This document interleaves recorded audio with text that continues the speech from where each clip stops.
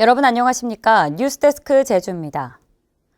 코로나19 사태가 길어지면서 생계 위기에 몰린 소상공인과 자영업자를 위해 제주도 의회가 대책을 마련하라고 제주도에 촉구하고 나섰습니다. 의회는 제주도와 지역 국회의원 등이 참여하는 긴급 연석회의를 제안했는데 성사될지 관심이 쏠리고 있습니다. 권혁태 기자가 보도합니다. 설 연휴가 10여일 앞으로 다가왔지만 썰렁하기만 한 상가. 설 특수란 말은 코로나19 사태가 터진 뒤 3년째 사라져버렸습니다. 실제 제주도가 한 신용카드 회사의 3년치 돈의 사용액을 빅데이터 분석한 결과 호텔이나 골프장은 오히려 수입이 늘었지만 소상공인 업종들은 최대 60%까지 매출이 감소했습니다. 상황이 이런데도 제주도가 사실상 민생경제 회복 대책에 손을 놓고 있다는 비판이 도의회에서 나왔습니다. 도와 의회 사이 상설협의체에서 1년 6개월 전 제안했던 공공배달앱 개발조차 제대로 이루어지지 않고 있다는 겁니다. 도의회는 소상공인과 지역 국회의원 등이 참여하는 긴급 민생재건 연석회의를 개최하자고 제안했습니다. 문자 그대로 생존의 벼랑 끝에 내몰린 소상공인과 자영업자에게 필요한 실질적 지원을 담은 제주특별자치도 민생재건 종합대책을 마련할 것을 촉구하는 바입니다. 실제 서울시는 최근 수도요금 감면부터 월 100만 원의 임차 소상공인 지킴자금, 예술인과 프리랜서 등 사각지대에 놓여있는 이들에게 50만 원의 긴급 생계비 등 8천억 원이 넘는 민생지킴 종합대책을 내놨습니다. 정부 지원의 틈새를 메우는 데 방점을 두었습니다. 서울시 의회와의 협의 끝에 확보한 총 8,576억 원을 투입하는 역대 최대 규모의 민생 대책으로 원희룡 지사 사퇴 이후 사실상 도정의 구심점이 사라진 상황 속에서 제주형 긴급 민생 대책이 서둘러 마련될 수 있을지 관심이 모아집니다. MBC 뉴스 권혁태입니다. 대형마트와 독서실 등 6종류 시설에 대한 방역 패스가 오늘부터 해제됐습니다. 제주는 최근 신규 확진자가 감소세로 돌아섰지만 오미크론 변이 확진자는 꾸준히 늘고 있어 방역 당국이 긴장하고 있습니다. 김항섭 기자입니다. 제주 시내 한 대형마트. 이용객들이 출입 등록을 위한 QR코드만 찍고 마트 안으로 들어갑니다. 백신 접종 사실을 증명해야 하는 방역패스 적용 조치가 해제되면서 누구나 출입 등록만 하면 대형마트에서 장을 볼 수 있게 된 겁니다. 체크인만 하시는 부분이 계속 해왔었던 부분이가 고객분들도 잘 되는 거 이해하시고 이 시기가 설 앞두고 있는 상황이라서 제주도는 정부 방침에 따라 대형마트와 영화관, 학원 등 마스크를 항상 쓸 수 있고 감염 위험도가 낮은 6종류 시설에 방역 패스를 해제했습니다.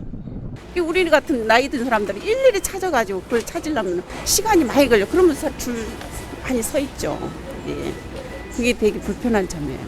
계속 진행을 했으면 좋은 입장이긴 해요. 저는 이거를 한쪽만 또 해제하고 한쪽만 또 식당이나 이런 데를 한다는 게 조금 사람들이 더 혼란스럽지 않을까 그런 생각을 합니다.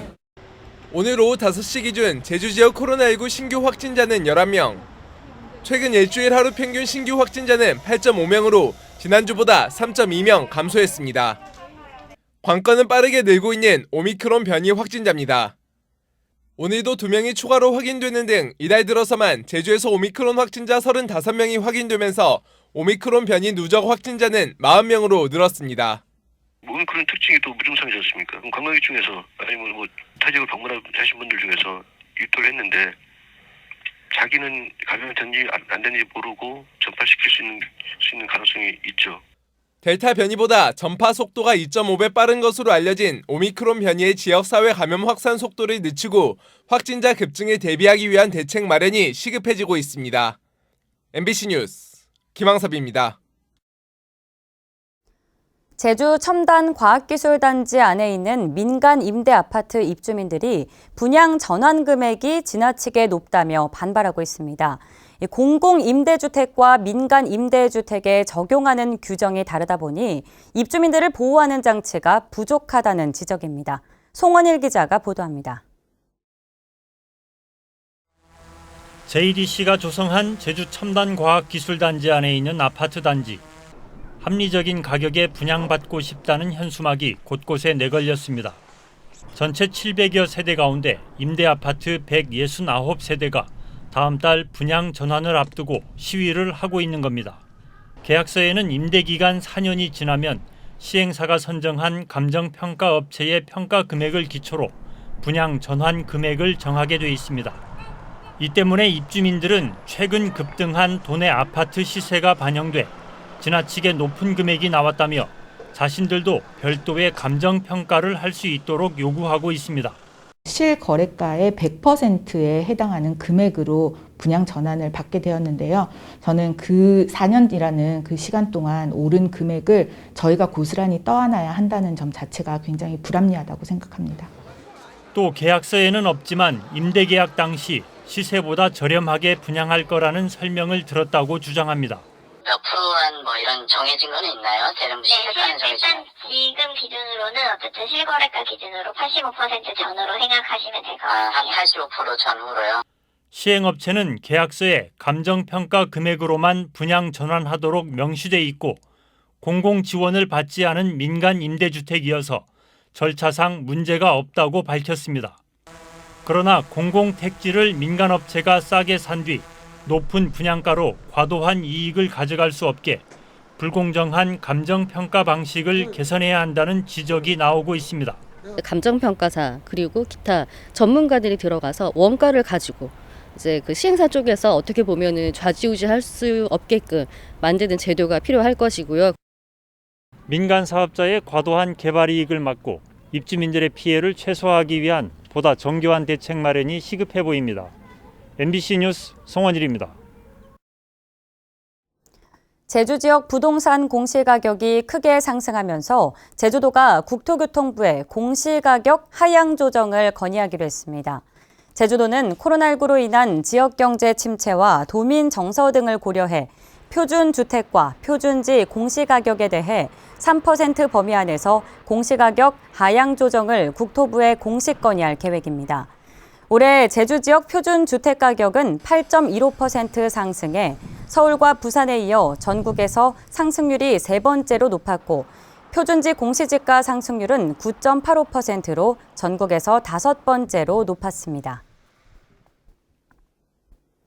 다음은 희망 2022 나눔 캠페인 성금을 보내주신 분들입니다. 서귀포시 안덕면 사계신항로 29 김갑석 박선미 씨 일동이 30만 1,500원, 이운기 씨가 10만 원, 제주대 말센터 황대헌 씨가 10만 원을 보내주셨습니다. 성금을 맡기실 분은 이달 말까지 제주사회복지공동모금회로 문의하시거나 제주은행이나 농협계좌로 보내주시면 됩니다. 고맙습니다. 직원들을 상습 폭행한 혐의로 기소된 제주대학교 병원 교수가 항소심에서 형량이 가중됐습니다. 제주지방법원 형사 1부는 폭행과 의료법 위반 혐의로 기소된 제주대병원 교수 A씨에 대한 항소심에서 벌금 1,000만 원을 선고한 원심을 파기하고 벌금 5천만 원을 선고했습니다. A 교수는 지난 2016년부터 3년 동안 여러 차례 작업치료사들의 팔을 꼬집거나 발을 밟는 등 폭행한 혐의로 재판에 넘겨졌습니다. 항소심 재판부는 A 교수의 행위가 의료행위 중에 이뤄졌고 폭행이라는 불법적인 힘을 행사한 것이 맞다고 밝혔습니다. 제주시 도두동 장례식장 반대대책위원회는 제주시청에서 기자회견을 열고 장례식장 건축 허가를 취소하라고 요구했습니다. 이들은 장례식장 부지는 5일장 시장과 공항이 인접해 교통난이 더욱 심각해지고 노상주차가 불 보듯 뻔해질 것이라며 제주시가 건축 허가를 취소해야 한다고 주장했습니다. 전국학교 비정규직 노동조합 제주지부는 제주도교육청 앞에서 기자회견을 열고 학교 급식실에 중대재해를 유발하는 음식물 감량기를 철거하라고 요구했습니다. 이들은 지난달까지 제주에서 급식실 노동자의 손가락 절단 사고가 6차례나 발생해 철거를 요구하고 제주도와 제주도교육청에 음식물 쓰레기 처리 대책을 함께 논의하자고 요청했지만 진행되지 않고 있다고 규탄했습니다. 전국 교직원 노동조합 제주지부 등 교육 관련 5개 단체는 공동 성명을 내고 교육의원제도 폐지를 담은 법안이 정치적 계산에 따라 일방적으로 발의돼 추진되고 있다고 규탄했습니다. 뉴스를 마칩니다. 여러분 고맙습니다.